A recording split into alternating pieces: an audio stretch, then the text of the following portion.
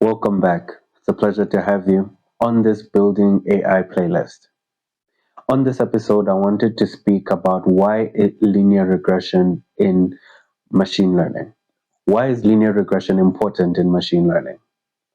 Linear regression is an algorithm which um, I think is one of the best in regards to accuracy, in terms of being scaled, in terms of actually hitting the goal.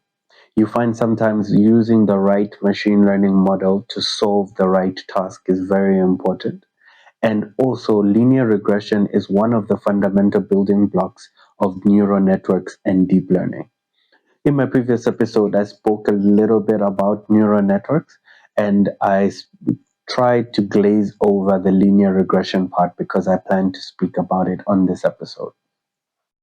When we actually think about it, right, machine learning, right, is the application, so to apply maths concepts to large data to either find correlations or to predict. So when we think about machine learning, it's the application of machine learning of mathematical concepts, maths concepts, statistics, algebra, using maths concepts on large amount of data in order to predict or to find correlations or to find patterns, right? Now, when we think about this and we say, okay, what is linear regression, right? Linear regression is a form, so linear regression is a form of supervised machine learning, right? Which uses labeled data. So linear regression is a supervised machine learning algorithm that uses labeled data. Now, this idea or this concept, when you put it this way, it can become a little bit confusing and difficult to understand at face value, right? So we can say, for example, if you have an input of information, you put it in a black box algorithm that's called linear regression, and you come out with the results. So you come out with an output, sometimes referred to as y hat. Very important that you understand that. What labeled data is when the algorithm makes a prediction, right? It actually, then you can say labeled data, you have the input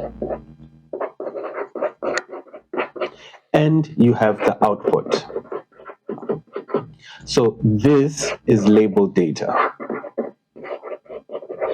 So this information that you're actually giving or you're trained on, you've got the initial information and you've got the output. I'll go back to an example and I'll come back to this just so that it's not confusing. But what makes this so powerful is when you're actually doing a supervised learning. It's supervised because you put the input of the information and then you actually put it in the algorithm. Then you come out with the result. Then you compare the result to your actual result. So you've got your predicted result and you compare it to your actual result. Then you can be able to improve the accuracy. These concepts, as I said, that they're fundamental building blocks because this idea can be now taken on to another level into something called backpropagation. And it can be then, of course, used in large language models, used in ChatGPT. But as I said, before we even get to all those ideas, this is where we can actually start to say, okay, this is the beginning. Right? The type of information that we use, right? The type of data that we use. We say we use continuous data and we do not use, so just say we don't use categorical data. So just to give examples, right? When we're saying continuous data, we can say, let's say height, shoe size, age, financial data, like numbers which are continuous. I know it's a terrible example, but categorical one can be something like, for example, color, animal species.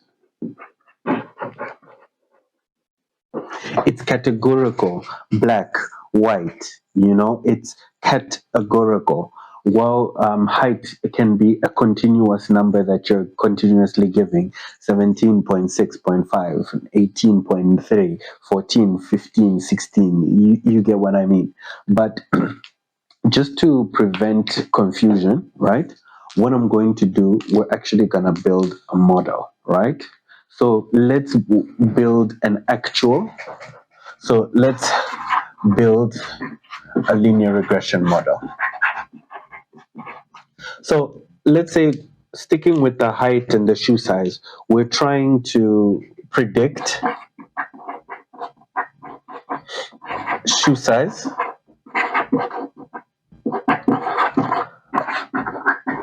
from height.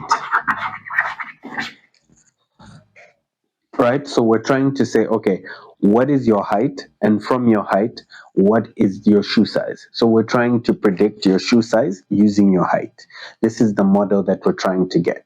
So remember what I mentioned, that with labeled data, we're going to find ourselves with, I think it's better to skip to the white.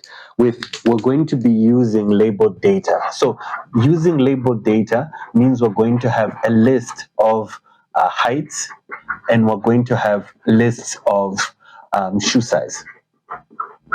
So if you've got a list of heights and a list of shoe size, and this is the information that you already have, you can maybe say, let's break it down into a percentage. So let's say we can use 70% of the data that we have to actually test the model.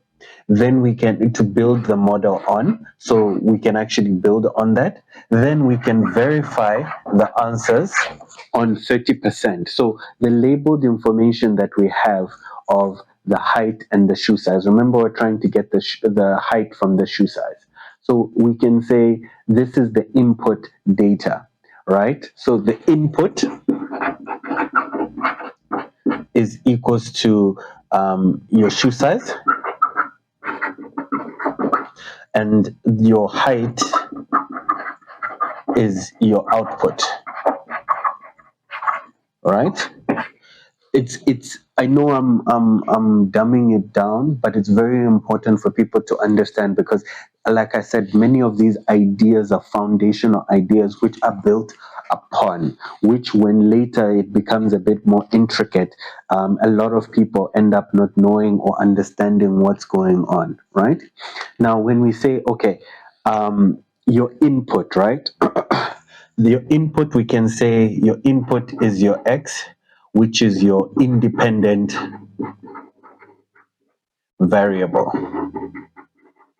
And then your height, I don't know why I'm putting that. Your height becomes your dependent variable. Because remember, you're using the shoe size to predict the height, right? So let's say now, for example, we create a graph, right? So on that graph, we have your y, we have your x. So 1, 2, 3, 4, 5. Let's say, what am I looking for? Shoe size. So 6, 7, 8, 9, 10. 1, 2, 3, 4, 5. 1, 2, 4, 5. So we have, let's say, 180, 160, what am I doing? 150, 140, 130, right? Now, this is your x, as I said. So this is your height in centimeters. And then shoe size, I don't know, we can say US or we can say UK shoe size, whatever, right? So now what happens is we've got the labeled data. So we now use a percentage of that labeled data, and we actually now say, okay, if someone is, let's say, 130, let's say they're size 6. If they're 140, they're size 8. We have size this. So all of these are individual data points from your data, right?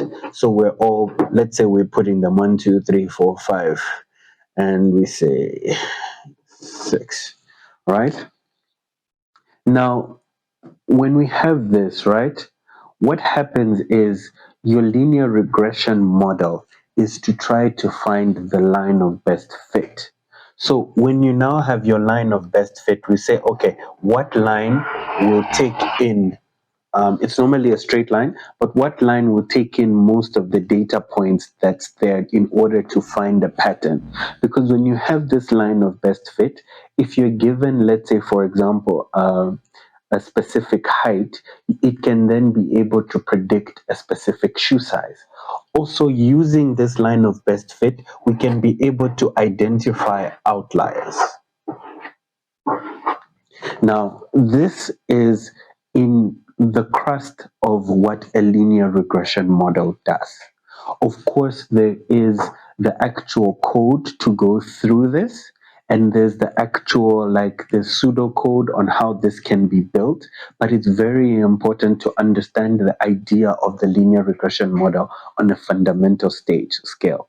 Because as I said, this idea is taken up to another level entirely when we now go to neural networks, when we're now talking about non-linear activation functions, which are used in neural network models to understand patterns which are very complex.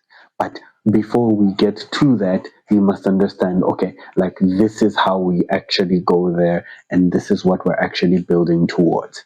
I'm not going to try and make the video too much longer. I think we'll stop there. On the next episode, I will get into other ideas, other concepts, and of course, it'll be easier for us to go back and come back and try and understand exactly what's going on. Thanks so much, and I hope to see you soon. Bye.